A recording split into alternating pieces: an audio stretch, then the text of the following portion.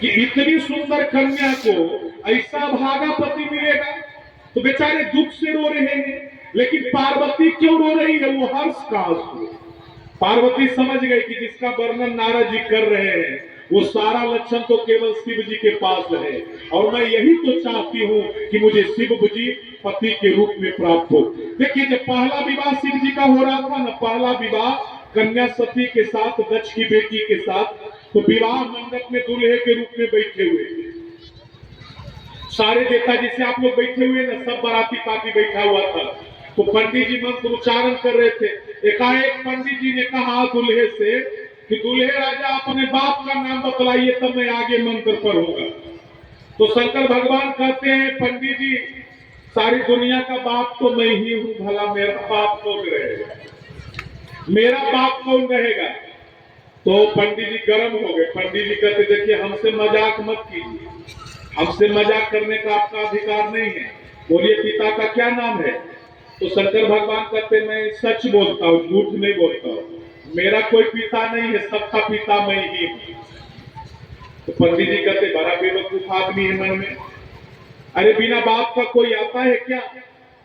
बताइए बताइए आपके बाबूजी का क्या नाम है? नारद जी बगले में थे। नारद जी सोते, ये पंडित तो जिद मचाने लगा दूल्हे से।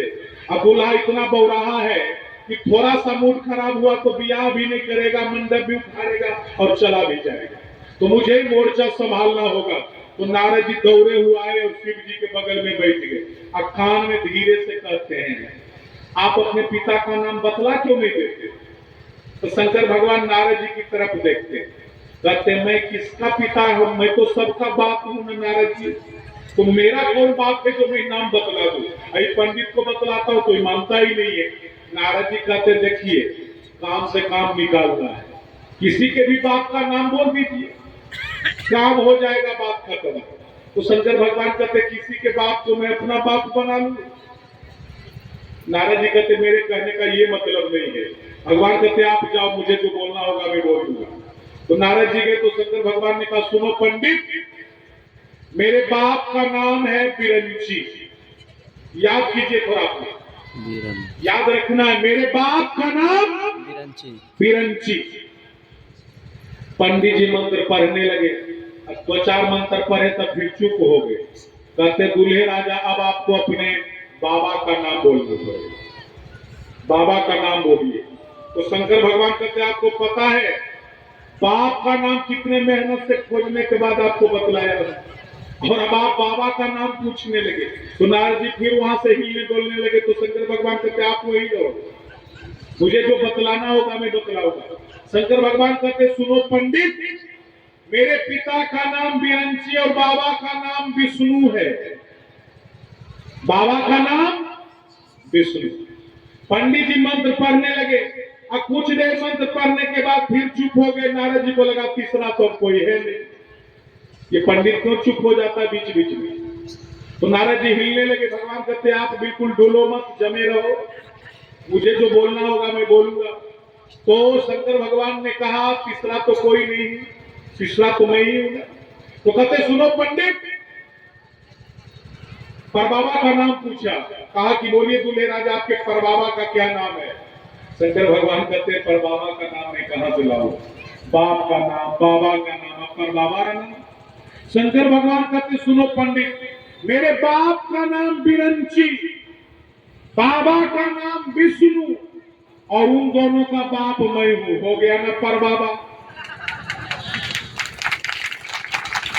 ब्याह कराना तो कराओ, नहीं तो मैं चलता हूं। शंकर भगवान का कौन बाप हो सकता है? तो ये जो नारद जी ने कहा ना, बिल्कुल लड़का जो है बिना माँ बाप का है। अगु न मान मात पितु ही न उदासीन सब संचेती, माता ही पिता नहीं है। तो पार्वती समझ गई कि जिसका वर्णन नारद जी ने किया है वो सारा लक्षण केवल शिव के पास है। यही तो मैं चाहती हूँ कि वो मुझे पति के रूप में प्राप्त हो। तो नारद जी ने जब वर्णन किया तो मैं इसीलिए पार्वती ही रो रही थी हर्ष की वजह से, और मैना इसलिए रो रही थी दुख की वजह से। इतनी कोमल बेटी को, इतनी सुंदर बेटी को, इतनी अच्छी बेटी को ऐसा पति मिलेगा। तो मैना तो कांप रही थी। तो मैना कहती, कोई उपाय बतलाइए ना, ताकि ये सारा गुण जो है वो सदगुण में बदल जाए। तो नारद जी कहते ओ मैना सुनो, कहा मुनि साहिब बंत सुनो, जो विधि लिखा लीला देव तनुज नर नागर, उसे कोई न मेटनहार। अरे विधाता ने जो माथे में लिख दिया ना, उसे कोई मिटा नहीं सकता है। लेकिन फिर भी मैना, ये सारे लक्षण केवल शिव के पास है। और यदि भगवान शंकर आपके बेटी को पति के रूप में मिल गए ना, तो ये सारा अद्भुत सद्गुण में बदल जाएगा, क्योंकि शिव तो सामर्थ्यवान है ना। नारद जी ने कहा समर्थ कछु नहीं दोष गोसाई, रवि पावक सुरसरी की नाई। सामर्थ्यवान को कोई दोष नहीं लगता। इसलिए कहो अपने बेटी को तप करने के लिए। तो बेचारी मैना गई हिमाचल के पास, कहते क्या कहते नारद जी अपने बेटी को करने के लिए? हिमाचल कहते अपनी बेटी की भलाई चाहते हो तो उसे जंगल भेजो तपस्या करने के लिए। अब बेचारी मैना जा रही है बेटी पार्वती के पास, तो पार्वती कहती है ना कि माँ, आज रात्रि में एक ब्राह्मण ने मुझे स्वप्न दिया कि बेटी पार्वती तू जंगल चली जा तपस्या करने के लिए। माँ मैं जंगल चली जाऊं तपस्या करने के लिए? जो बात माँ को कहना था बेटी ने स्वयं कह दिया। माँ के हृदय से भार हल्का हो गया और अब पति को प्राप्त करने के लिए पार्वती जंगल का रास्ता पकड़ती है। सज्जनों, शास्त्रों में लिखा गया है कुछ हजार साल तक पार्वती ने बेलपत्र खा करके तपस्या की। आप लोग जो बेलपत्र शिव जी को चढ़ाते हैं, कितना घंटे के बाद बासी होता है? जरा बतलाइए। आप लोग हमेशा पूजा पाठ करते हैं ना, कितना देर के बाद बासी होता है? कुछ हजार साल तक उन्होंने बेलपत्र खा करके तपस्या किया। बेलपत्र जो है ना, नारद पुराण में लिखा 6 महीना के बाद बासी होता है। आज का तोड़ा हुआ बेलपत्र 6 महीना तक आप शिवलिंग पर चढ़ा सकते। 6 महीना के बाद ही वो बासी होता है बेलपत्र। तो बेलपत्र खा करके तपस्या किया। कुछ हजार साल उन्होंने जल पी करके तपस्या किया। कुछ हजार साल उन्होंने वायु पी करके तपस्या किया। तो कई लोग कहते हैं कि कन्हैया जी एक बात बतलाइए, कितना हजार साल तक पार्वती ने तप किया, तो उनका विवाह कौन से उम्र में हुआ? स्वाभाविक सवाल है। स्वाभाविक सवाल है, 4 साल तपस्या किया तो किस उम्र में विवाह हुआ? देखिए, ये काल पर्यंत की कथा है। एक धर्म ग्रंथ नहीं, हजार धर्म ग्रंथ ऐसा कहते हैं। सतयुग में आदमी 1 लाख साल तक जीता था। एक आदमी की आयु कितना होता था सतयुग में? 1 लाख साल। और सतयुग के बाद आया त्रेता। आप लोग 1 लाख में एक शून्य घटा दीजिए, कितना बचा? बोलिए। 10,000। त्रेता में मनुष्य की आयु 10,000। 1 लाख में यदि 25,000 साल तपस्या करे, कोई आश्चर्य की बात नहीं, क्योंकि 75,000 साल उम्र बचा हुआ है। त्रेता में 10,000 साल मनुष्य की आयु, तो 10,000 साल में 1,000 साल तपस्या करे, कोई आश्चर्य की बात नहीं। त्रेता के बाद आया द्वापर, तो द्वापर में 10,000 में एक शून्य घटा दीजिए, कितना बचा? 1,000 में यदि आप 100 साल तपस्या करते तो कोई आश्चर्य की बात नहीं। अब द्वापर के बाद आया कलयुग। आप लोग 1,000 में एक शून्य घटा दीजिए, कितना बचा? 100। कलयुग में मनुष्य की आयु 100 साल, ये निर्धारित की। अब 100 साल में आप 25 साल तपस्या करें तो कोई आश्चर्य की बात नहीं, क्योंकि उस हिसाब से उम्र भी है। लेकिन अब यदि मैं पूछूं कि भाई साहब आप लोग 100 में भी एक शून्य घटा दीजिए, तब कितना बचे? बस यही आपको बचना है। जब अंत कलयुग का होगा ना, विष्णु पुराण में लिखा है जिस समय भगवान कल की अवतार लेंगे उस समय आदमी सिर्फ 10 साल बचे। अभी तो कलयुग का शुरुआत है, कलयुग का उम्र है 4,32,000 साल। अभी 5,100 साल कुछ बीता है। अब बताइए तब इतना उम्र आपका घट गया। 100 साल उम्र मिला है, लेकिन आप लोग 70-75 तक जा रहे हैं। शुरुआती में आदमी का 25 साल उम्र घट गया, तो क्या आप लोग उस उम्र तक जा पाएंगे 4,32,000 साल तक? तो सज्जनों, केवल 10 साल आदमी बचेगा, 12 साल ये विष्णु पुराण में लिखा हुआ है। और 3-4 साल में शादी विवाह होंगे, बाल बच्चे होंगे, 8-9 साल में आदमी बुजुर्ग हो जाएगा, और 10 साल 12 साल में वो मर जाएगा, जिस समय कलयुग का अंत होने वाला। अभी तो मात्र 25 साल बचा। तो ये तो काल पर्यंत की कथा है। तो इतने हजार साल तक पार्वती ने तपस्या किया। इधर शंकर भगवान का क्या हुआ? जब से सती महारानी ने अपना शरीर जलाया है, तब से शंकर भगवान क्या कर रहे हैं? शंकर भगवान का तो एक ही काम है, कतहु मुनि न उपदेशा ज्ञाना, कतहु राम गुण करहि बखाना। कहीं पर शंकर भगवान राम कथा कहते हैं, कहीं राम कथा सुनते हैं। एक जगह सुन रहे थे तो उनके सामने साक्षात नारायण प्रकट हो गए, भगवान विष्णु हरि प्रकट हो गए। तो शंकर भगवान ने अभिवादन किया, प्रणाम किया, तो कहा कि क्या आदेश है प्रभु?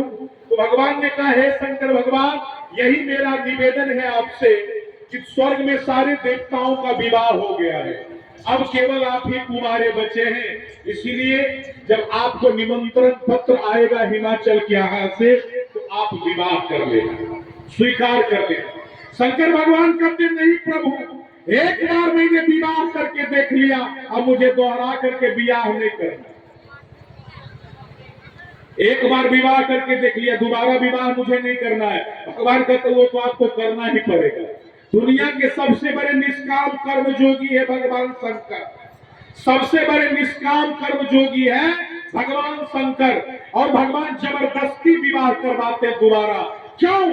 क्योंकि हे भगवान शिव, यदि आप विवाह नहीं करोगे ना, तो संसार के तारकासुर नाम का राक्षस पैदा होगा, और उसे वरदान दिया गया है कि कार्तिक के हाथों से वध होगा, और कार्तिक आपके बेटे होंगे। तो आप विवाह नहीं करेंगे तो कार्तिक का जन्म नहीं होगा, और कार्तिक का जन्म नहीं होगा तो तारकासुर को मारेगा कौन? इसलिए आपको विवाह करना पड़ेगा। इसका मतलब क्या हुआ? योग बेटे के लिए योग माता पिता होना चाहिए। यदि राम जन्म लिए ना, तो दशरथ कौशल्या जैसे माता पिता थे। इसलिए यदि तू भी राम को पैदा करना चाहता है, तो कौशल्या बनना पड़ेगा, दशरथ बनना पड़ेगा। तो सज्जनों, भगवान कहते विवाह तो करना पड़ेगा। तो शंकर भगवान कहते ठीक है, सिराधारी आयसु करिए तुम्हारा परम धर्म, यह नाथ हमारा। मैं आपकी आज्ञा को सिरोधारी करता हूँ। तो भगवान कहते मेरी आज्ञा मस्तक पर मत चढ़ाओ। भगवान कहते क्यों? आप स्वामी हो, मैं सेवक हूँ। भगवान कहते मेरी आज्ञा हृदय में रखो। यदि मस्तक पर चढ़ाओगे तो वहां से गंगा बहती है, और कहीं गंगा बहने के साथ साथ मेरी आज्ञा भी न बह जाए, इसलिए आज्ञा को हृदय में रखो। तो शंकर भगवान कहते ठीक है प्रभु।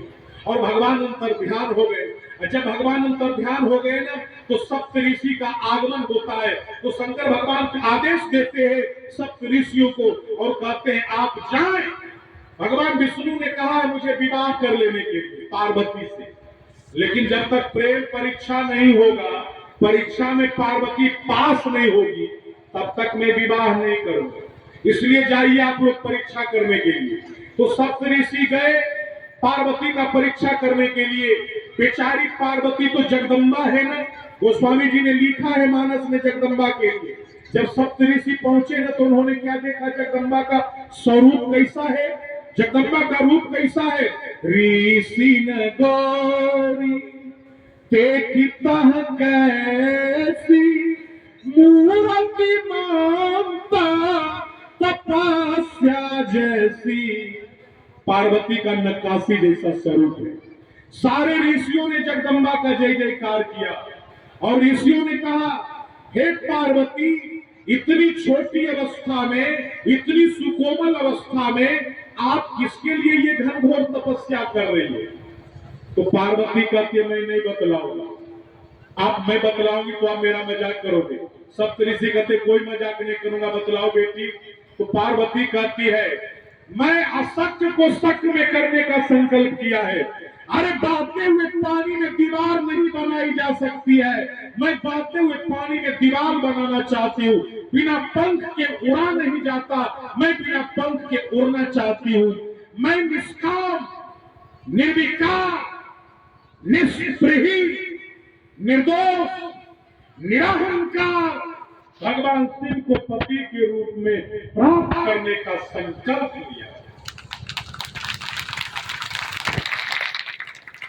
सप्तऋषि कहते हैं ऐसा ज्ञान तुझे किसने दिया? पार्वती कहती है नारद जी ने। सप्तऋषि कहते हैं दुनिया में नारद ने जितने लोगों को ज्ञान दिया ना सब भिखारी बन गया, तुम्हें भी भिखारी बना करके छोड़ेगा। तो माता पार्वती मन में कहती हो तो मेरे गुरु है ना, इस दुनिया में जिसे गुरु के वचनों पर विश्वास नहीं है उसे स्वप्न में भी सुख सिद्धि की प्राप्ति नहीं हो सकती। इसलिए है सप्तऋषि, आप यदि पहले मिले होते तो मैं आपकी बात मानती, लेकिन अब तो जो नारद जी ने कहा है मैं वही करूंगी। तो सप्तऋषि कहते मैंने तुम्हारे लिए लड़का खोजा है। तो पार्वती कहते कौन है वो लड़का? तो सप्तऋषि कहते हैं भगवान विष्णु गुणों का भंडार है। महादेव तो अवगुण का भंडार है ना। महादेव अवगुण भवन विष्णु सकल गुण धाम, जहि कर मन रम जाहि सन तेहि तेहि सन का। महादेव अवगुण के भंडार, विष्णु गुणों के भंडार है। तो पार्वती कहती भले विष्णु गुणों के भंडार है और महादेव अवगुण के भंडार है, लेकिन जहां प्रेम होता है ना, जहां विशुद्ध प्रेम होता है वहां गुण अवगुण का विचार नहीं किया जाता है।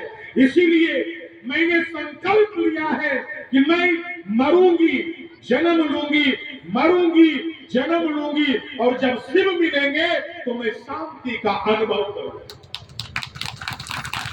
जन्म को लगी रगर हमारी, बरौनक शंभु राहव कुआरी। शिव मिलेंगे तो विवाह करूंगी, नहीं मिलेंगे तो मरूंगी, मरती रहूंगी, जन्मती रहूंगी। लेकिन जब शिव मिलेंगे ना तो विवाह उन्हीं से करूंगी। तो परीक्षा में पास हो गई पार्वती।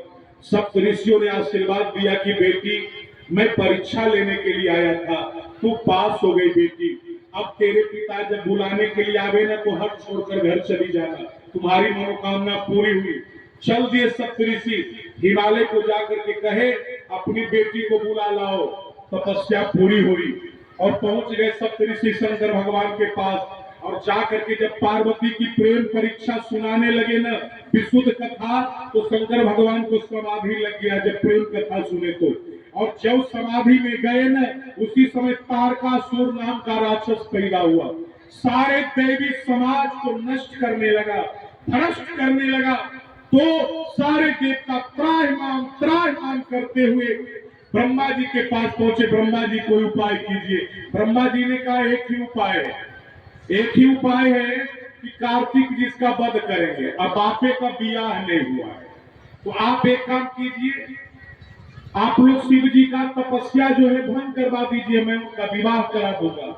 तो देवताओं ने कहा ठीक है। तो देवताओं ने तपस्या भंग करने के लिए किसे बुलाया? कामदेव को। इस दुनिया का सबसे खतरनाक तत्व क्या है जानते हैं? कामदेव। इससे कोई बच नहीं पाता।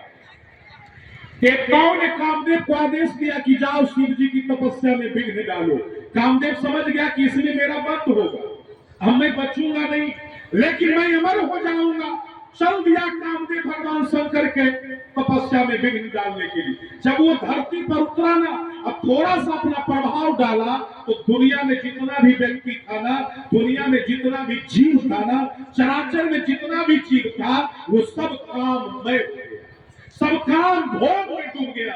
तो स्वामी जी ने कहा एक नदियां दूसरे नदियों से मिलने लगी, एक वृक्ष दूसरे डालियों से लिपटने लगी। अरे विश्वामित्र जैसे ऋषि 5000 वर्ष तपस्या करके मेनका के पीछे दौड़ते हुए नजर आते हैं। व्यास के पिता मत्स्यगंधा के रूप पर मोहित हो जाते, कोई धीरज नहीं रख सका। गोस्वामी जी ने लिखा, धरी न काहू थी सब